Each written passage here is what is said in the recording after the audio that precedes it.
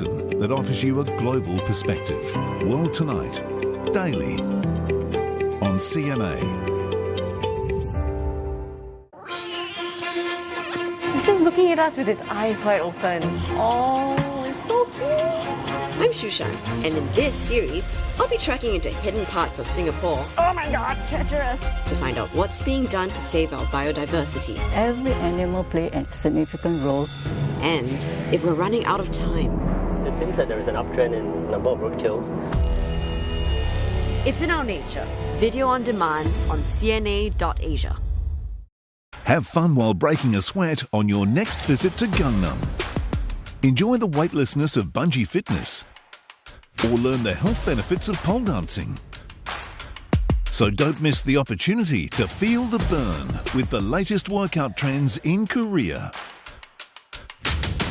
Gangnam Insiders Picks, Sunday on CNA. This program is brought to you by the Gangnam-gu office.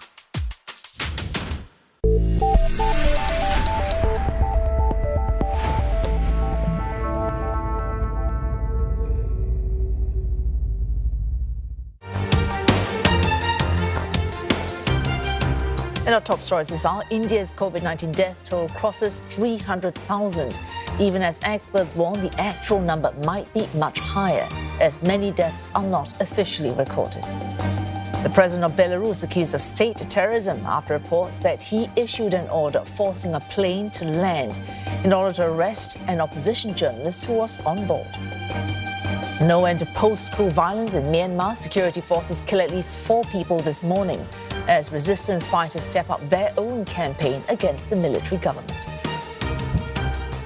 Our efforts to revive the 2015 Iran nuclear deal are reaching a critical juncture. The International Atomic Energy Agency is scrambling to salvage and extend an agreement that allows it to monitor some nuclear sites. Tehran is threatening to shut off access. For the past 3 months, the IAEA could view images collected by cameras. But that 3-month agreement expired on Saturday. One Iranian official hinted that it could be extended for a month, but only on condition that major powers accept Iran's legal demands. It's unclear what those demands might be. Cutting off access would force the IAEA to fly blind, not knowing how far uranium is being enriched. Iran is already exceeding the limit of the 2015 nuclear deal, all of which could raise tensions at indirect talks in Austria to revive this deal. For nearly 2 months, the US and Iran have met via mediators from Europe, China and Russia. A 5th round will start this week. The US, under former President Donald Trump, abandoned the deal and reimposed sanctions.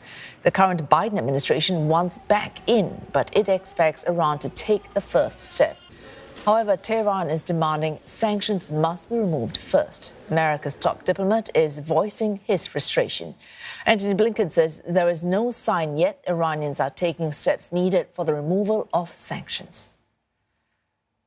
The top U.S. general for the Middle East believes his country's withdrawal from the region risks giving Russia and China a chance to fill the gap around the Gulf. And weapon sales would be one need that Moscow and Beijing could exploit. Frank McKenzie spoke to reporters in Saudi Arabia, and he spoke about the region as an area of intense competition between great powers. He argues as the U.S. adjusts its posture there, America's 2 powerful rivals will be looking very closely to see if they can exploit a vacuum that opens up. But on the other hand, General McKenzie says the strategy of doing more in the region with less military presence may actually prevent China and Russia from cashing in on any U.S. void. The early months of the Biden administration has seen it put more attention on Asia. This as American troops are being fully pulled out from Afghanistan, while force presence in Iraq and Syria is under review. The Pentagon has also moved ships, forces and weapons systems out of other Middle Eastern countries. Meanwhile, ties between Beijing and Moscow appear to be deepening, both neighbors heading for strategic and security consultation talks, just days after President Xi Jinping and Vladimir Putin oversaw the launch of a nuclear energy project. Mr. Putin hailing relations as the best that they have ever been in history, and Mr. Xi speaking of a strategic partnership of coordination for a new era. This warming relationship contrasts with their waning ties with the United States. President Biden at odds with China over human rights, intellectual property, and economic policy. And Washington imposing sweeping sanctions on Moscow for harmful foreign activities. For ending the pandemic and preventing the next one, that is the focus of the annual meeting of the World Health Assembly that begins today. The session will be held virtually until next Monday. The Assembly is the World Health Organization's highest decision-making body, attended by delegations from all over the world. It comes amidst continued finger-pointing around the UN health agency's handling of the pandemic and possibly a new development in the debate around the origins of the coronavirus. A report in the Wall Street Journal today on previously undisclosed U.S. intelligence suggests researchers from China's Wuhan Institute of Virology fell ill with COVID-19 symptoms as early as November 2019. It could potentially add weight to growing calls for a fuller probe into whether the virus escaped from the lab. We spoke with Stephen Morrison, director of the Global Health Policy Center at Center for Strategic and International Studies. He told us whether China will face an increase in pressure and scrutiny over the notion of a lab leak in Wuhan. WHO has chronic weaknesses, and these are detailed along with recommended remedies in that analysis. The independent panel decided not to assign blame, and it ducked the question of talking about what China did, what the United States did, the failures in Brazil, the major failures around the world, of which there are many, many. It made broad statements. If you go to the chronology, the very detailed chronology that's included in the report, that's pretty damning. But it shied away from naming names and really putting the finger on China. The origin debate remains unresolved.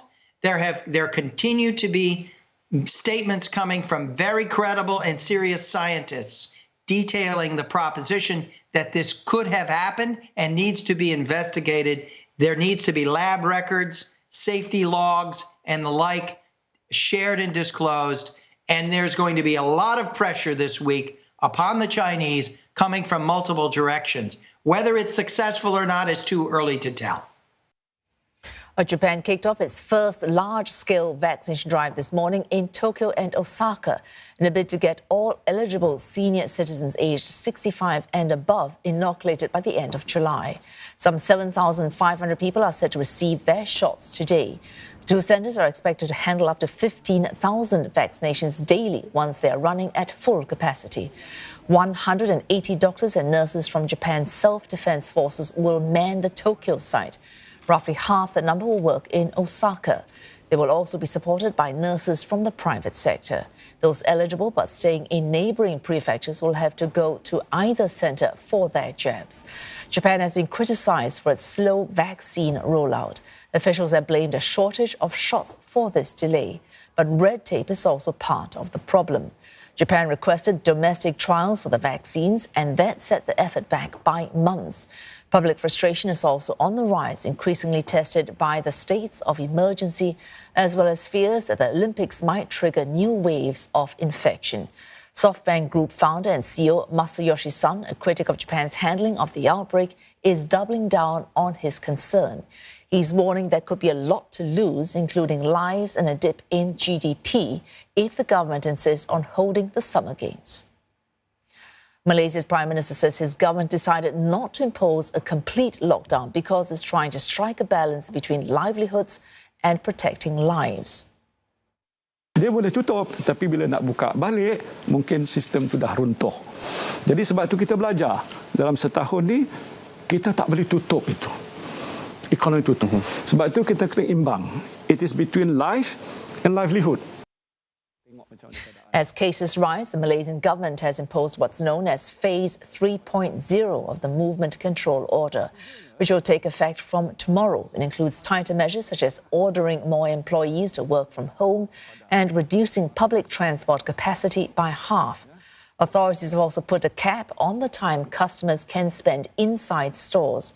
Shoppers can only spend a maximum of 2 hours in retail premises, including shopping malls.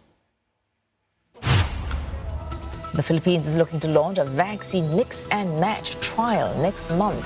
This as the country grapples with an unsteady supply of second doses. The trial is currently awaiting approval. If approved, it will last 18 months, involving some 1,000